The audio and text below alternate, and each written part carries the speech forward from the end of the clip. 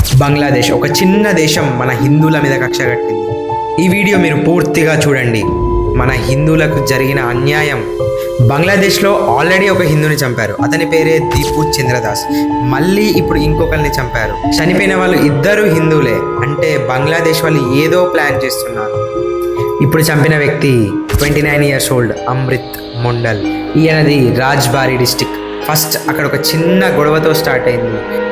చిన్నగా అక్కడ లోకల్ గొడవలు పెద్దగా అవ్వడం వలన ఇతని ప్రాణాలే కోల్పోవాల్సి వచ్చింది. ఇది రిలీజియస్ ఇష్యూ కాదు, ఇది పర్సనల్ ఇష్యూ అనుకుంటున్నారు. బంగ్లాదేశ్లో దీపు చంద్రదాస్ని చంపిన నెక్స్ట్ డేనే లా అండర్ కంట్రోల్ అని బంగ్లాదేశ్ గవర్నమెంట్ చెప్పింది. కానీ లాయే ఉంటే అక్కడ మళ్ళీ ఇంకొక హిందూని చంపడానికి ఆస్కారం ఏముంటుంది? మళ్ళీ అక్కడ మాబ్స్ ఎందుకు జరుగుతాయి? ఇంకొక హిందూ ఎలా చనిపోతాడు? ఇదంతా యూనస్ గవర్నమెంట్ చేస్తున్న కుట్ర. బంగ్లాదేశ్లో ఉన్న హిందువులంతా భయంతో ఇళ్లలోకి తలుపులు వేసుకుంటున్నారు. ఇప్పుడు చెప్పండి, బంగ్లాదేశ్లో ఉన్న హిందువులు సేఫా కాదా? కామెంట్లో చెప్పండి. అండ్ ఈ వీడియోని ప్రతి ఒక్క హిందూకి ఫార్వర్డ్ చేయండి. ప్రతి ఒక్కరికి బంగ్లాదేశ్లో జరిగిన ఇన్సిడెంట్ గురించి తెలియాలి.